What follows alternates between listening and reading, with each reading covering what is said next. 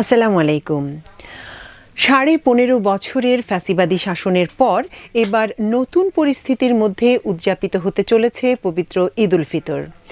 ঈদকে ঘিরে রাজনৈতিক অঙ্গনেও বয়ে যাচ্ছে মুক্ত উষ্ণ হাওয়া। অবরুদ্ধ, কোণঠাসা, ভীত, নির্যাতিত রাজনৈতিক দলগুলো এবার যেন উৎসবকে কেন্দ্র করে প্রাণ ফিরে পেয়েছে। রাজনৈতিক দলগুলোর ঈদমুখী রাজনীতি নিয়েই আমাদের আজকের লিড আয়োজন।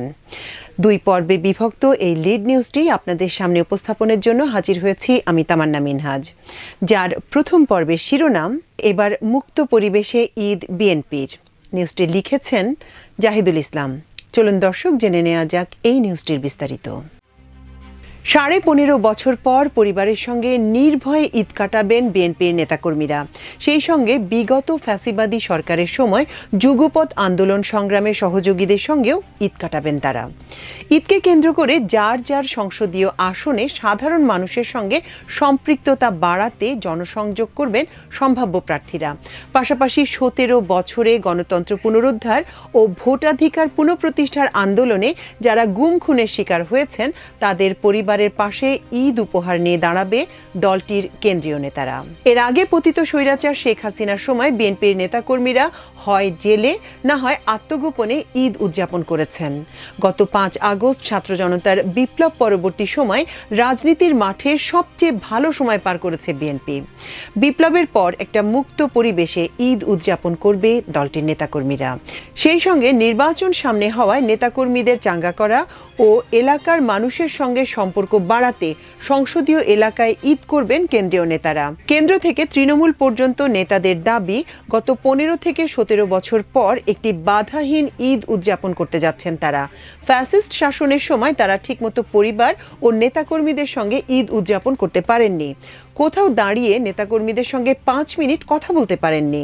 ৫ জন দাঁড়িয়ে কথা বললেই বলা হতো রাষ্ট্রবিরোধী ষড়যন্ত্রের মিটিং করেছে। সঙ্গে সঙ্গে গ্রেপ্তার করে থানায় নিয়ে যাওয়া হতো।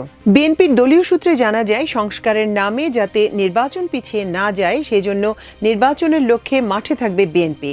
ঈদকে সামনে রেখে প্রতিটি সংসদীয় এলাকায় সম্ভাব্য প্রার্থীরা জনসংযোগ করবেন। তৃণমূলের সঙ্গে যোগাযোগ বাড়াতেও নির্দেশনা রয়েছে।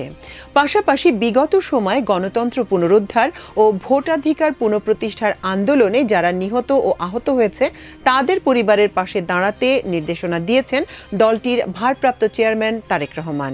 দলটির এক শীর্ষ নেতা জানান, আসন্ন ঈদে সারা দেশে সব সংসদীয় আসনের সব প্রার্থীকে নিজ এলাকায় অবস্থান করার নির্দেশনা দেওয়া হয়েছে। ঈদের দিনগুলিতে নেতাকর্মীদের আবারও চাঙ্গা করতে কাজ করছেন তারা। ঈদ আয়োজনের মধ্যেই দেয়া হবে দলের নির্দেশনা। দলটির ভারপ্রাপ্ত চেয়ারম্যান তারেক রহমানের ঈদ উপহার নিয়ে ইতিমধ্যেই তৃণমূলে ছুটেছেন কেন্দ্রীয় নেতারা।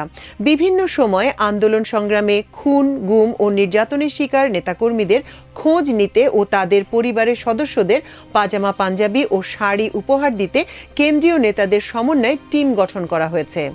দলের নেতাকর্মী ছাড়াও সারা দেশে অসহায় দুস্থদের জন্য বস্ত্র ও খাবার বিতরণ কার্যক্রমও চালিয়ে যাচ্ছে বিএনপির নেতারা।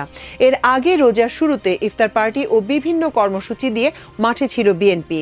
দলটি প্রথম রোজায় এতিম ও মাদ্রাসার শিক্ষার্থীদের সম্মানে ইফতার আয়োজন করে। পরবর্তী সময় রাজনৈতিক দল, পেশাজীবী, গুম খুনের শিকার হওয়া ব্যক্তিদের পরিবার, কূটনৈতিকদের সম্মানে ইফতার ও সাংবাদিক সহ সব শ্রেণী পেশার মানুষের সম্মানে ইফতার আয়োজন করে।